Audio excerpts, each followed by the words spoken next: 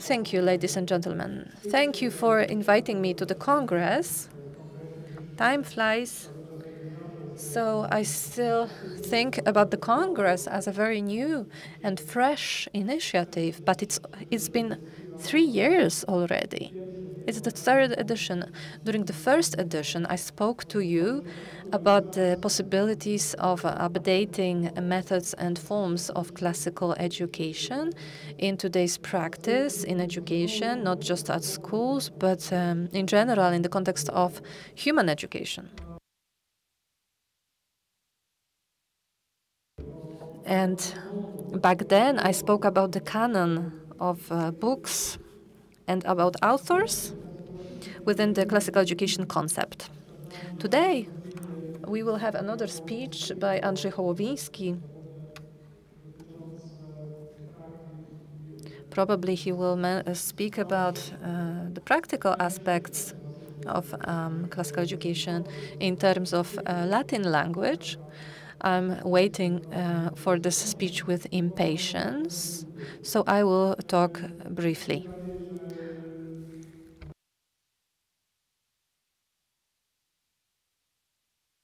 We also are aware of the agenda, which is quite tight. Speaking of the canon of authors, we think about heaven or the sky, because there is Virgil, Ovidus, Aristotle, all of them. They are remembered by us.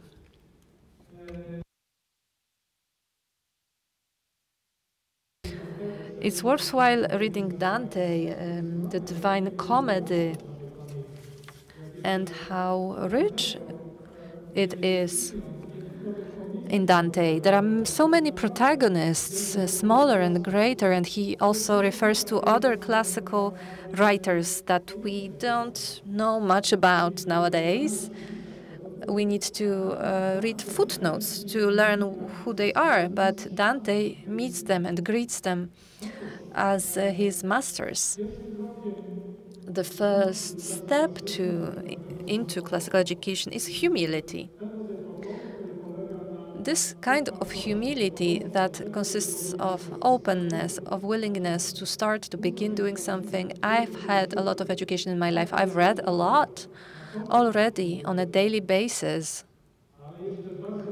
But I still do not know many things. This is the first step, a point of departure. Also, we try to, from those high heavens, from that sky, take those authors to the ground, to earth. Take them down to earth. It's a metaphor that I wanted to use. But I don't care about metaphors as such, just to entertain the mind or imagination. What I mean is a real, actual, practical work there is to do.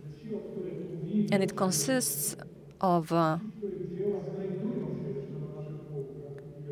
the authors that we read, that we know, that are in the libraries, and other authors that have been already translated into Polish. So they are quite available, more or less available. We want them to become more relevant to our souls, to our imagination. We want to remember their words and their wisdom within our science and education. Those words can be something to come back to repeat in our minds, and they can become a form, the point of reference, like the chorus of a favorite song from the radio. It's not just a world of imagination that no longer exists. This world can be fostered by our minds and our hands to become closer to us and others. Right now, a couple of words of reflection about the challenge to create different forms of presence of that canon among us. When I talk about a canon, the word canon in congresses on education, we think about school education. So for us, a canon is a list of text or a list of books that are obligatory to read. This is the first thing we think of. But by talking to you, we've talked a lot about canon not being just a list of books to discuss at school. Of course, some books from the canon are on the list of obligatory texts, but not all of them, and it's not the same. So they are the books that remain universal, whose meaning remains valid. So they are timeless. We should come back to them at different moments of our life. They are so many and so diverse because it's not just one author. There are many different authors that give us an idea of a high style, of a medium style, of lower style, that help us understand comedy, how to create funny texts, what epos consists of. We need to understand all those notions like an orchestra, because a canon is not just one book, it's an orchestra. So it's not just one book of a great author that you read over and over throughout your life. But one author is not enough. That wouldn't be enough. That would be evolved much too narrow to allow the culture to flow to us. We need different authors. Some of them will speak with the language of epos. Other authors will speak with the language of joke or satire. So it's a difficult challenge. Iliad is not enough. Not just coming back to Iliad and reading it, but we need more books. And then we need to make people read them, which is even harder. Of course, we have libraries throughout Poland, and books are available. Nobody is removing them from libraries due to considering them inappropriate. We do have access to books in libraries all around Poland.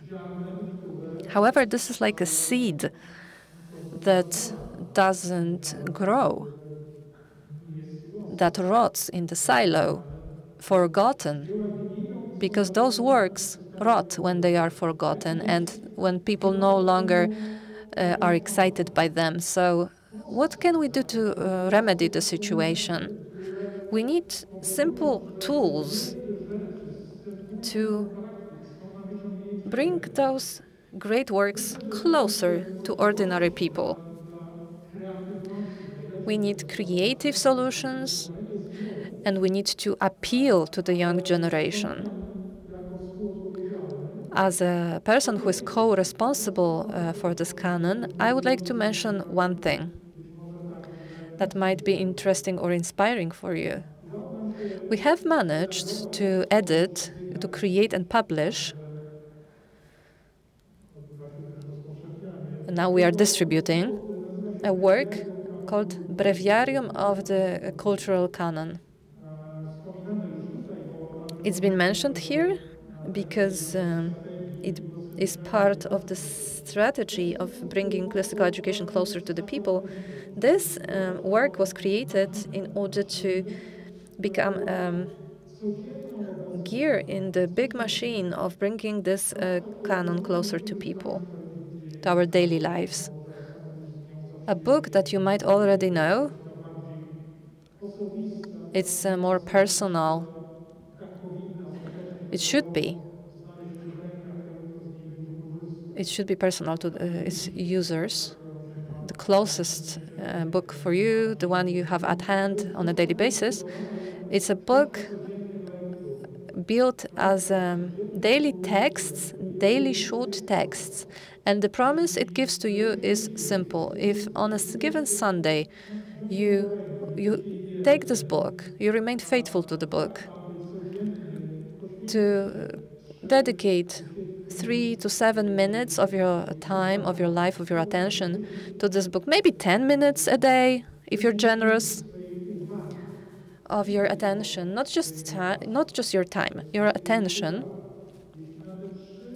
If you, maybe 3, 7 minutes, maybe 10, if you dedicate that time and attention to this book, if you read it out loud, if you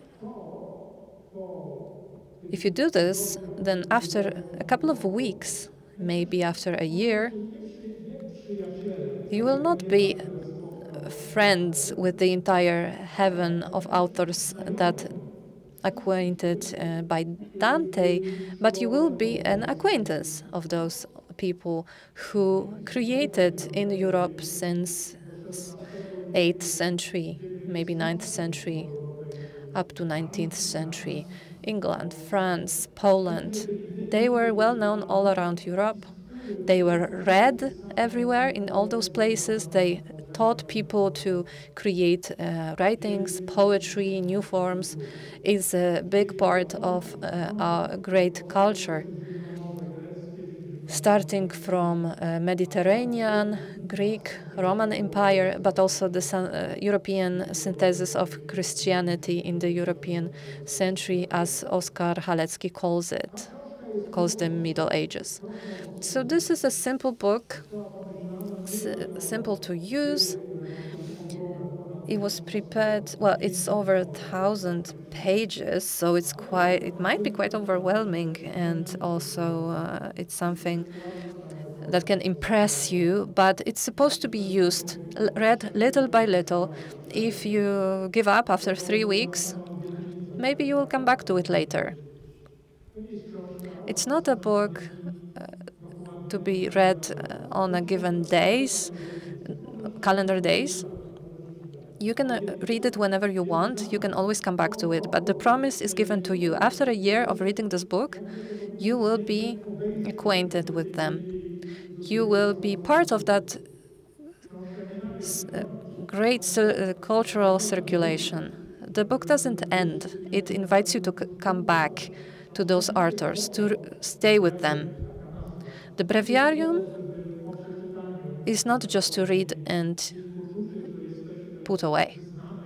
After reading it, you will not be an expert in Virgil or other authors. You still don't know them very well. If you're interested in getting to know a particular author, you will reach other books and read them from beginning to the end.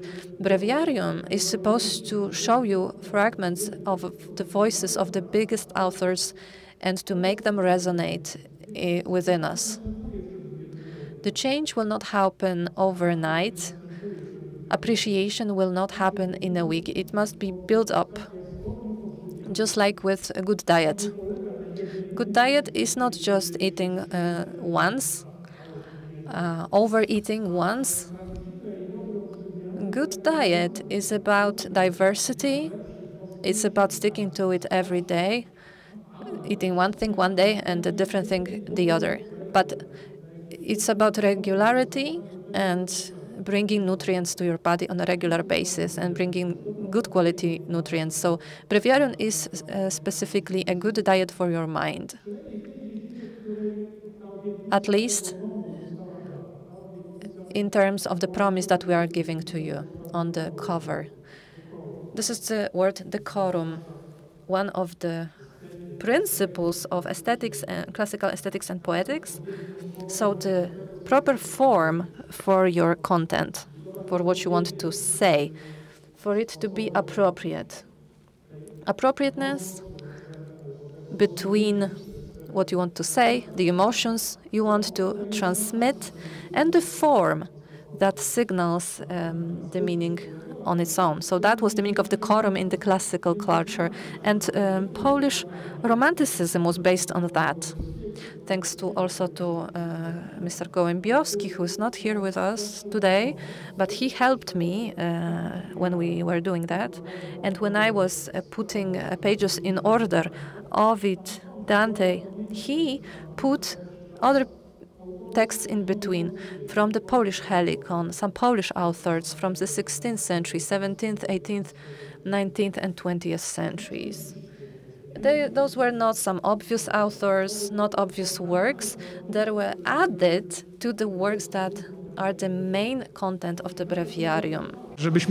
It was taught the following way, so that we all are aware of the fact that all the authors who are expressing the opinions of the 20th century, all of them, that they learn from the ancient ones. They would not read the way we will be reading them now. Or they read, for example, Ovid's pieces as rationale for building similar pieces at school.